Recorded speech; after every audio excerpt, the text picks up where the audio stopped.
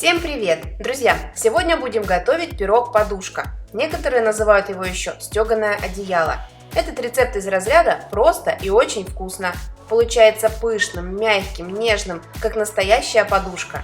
А в разрезе пирог больше похож на пирожные и смотрится очень эффектно.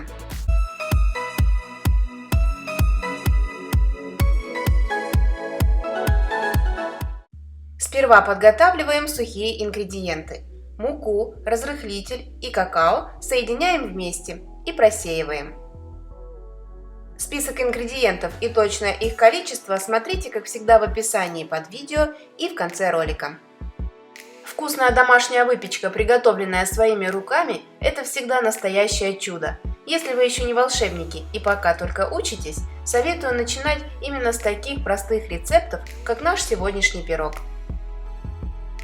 Далее в другую миску вбиваем 3 яйца, добавляем щепотку соли, всыпаем 100 грамм сахара и 1 грамм ванилина или 1 чайную ложку ванильного сахара. Взбиваем все до очень воздушной и плотной пены. Я взбивала яйца с сахаром 2 минуты.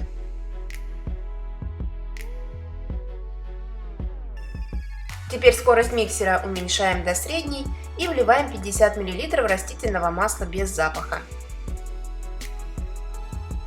Хорошо соединяем его с основной массой.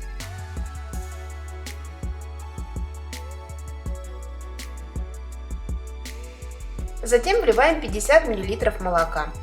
Снова хорошо все перемешиваем.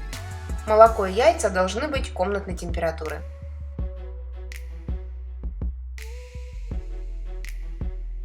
Далее всыпаем сразу все сухие ингредиенты и на самой низкой скорости просто соединяем их с жидкой основой. Это можно сделать и с помощью обычной силиконовой лопатки, но миксером получается быстрее, да и размешанных мучных комочков точно не останется. Миксером долго не работаем. Как только мука вся вмешалась, миксер выключаем.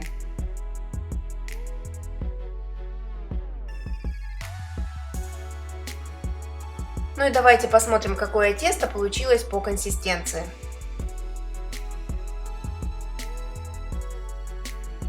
Не сильно жидкое, но и не густое. Чем-то напоминает сметану. Буквально на несколько минут отставляем его в сторону и приступаем к приготовлению творожного теста, или так называемой начинки. Для этого берем 250 грамм мелкозернистого творога, к нему всыпаем 4 столовые ложки сахара, 1 грамм ванилина по желанию и 2 столовые ложки крахмала, у меня кукурузный. И при помощи блендера пробиваем все до однородного состояния. Это можно сделать и обычной вилкой, но тогда у вас останутся крупинки творога, имейте это в виду. Вот такая консистенция нравится мне, получается как крем. Перекладываем творожную массу в кондитерский мешок.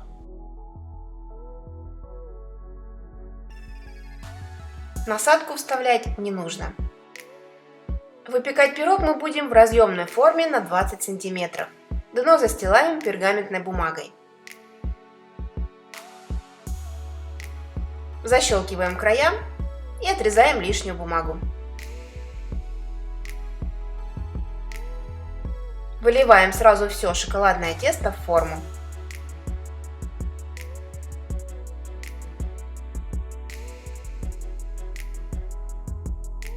Распределяем его равномерным слоем и приступаем к самому интересному в этом рецепте.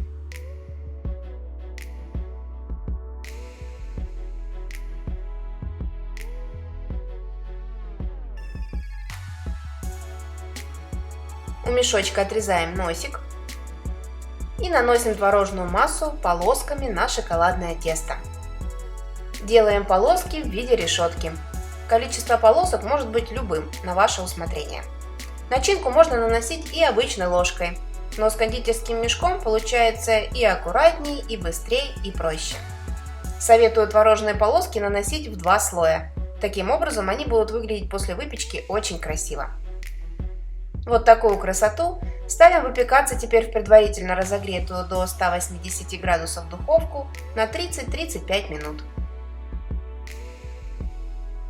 Через полчаса пирог готов. А чтобы в этом убедиться, вставляем в центр деревянную шпажку. Если на выходе она чистая и сухая, пирог готов. Достаем его из духовки и даем ему остыть в форме 10 минут. Затем тонким ножом отделяем его от стенок формы, снимаем боковую панель. Также убираем дно формы и оставляем его на решетке до полного остывания. Пирог полностью соответствует названию. Он действительно мягкий и нежный, как подушка. Разрезаем его вдоль творожных полосок на порционные кусочки, на маленькие пирожные. Вот так он выглядит в разрезе. Он получился очень воздушным и невесомым. Пробуйте приготовить сами, пишите комментарии, подписывайтесь на канал и до новых встреч!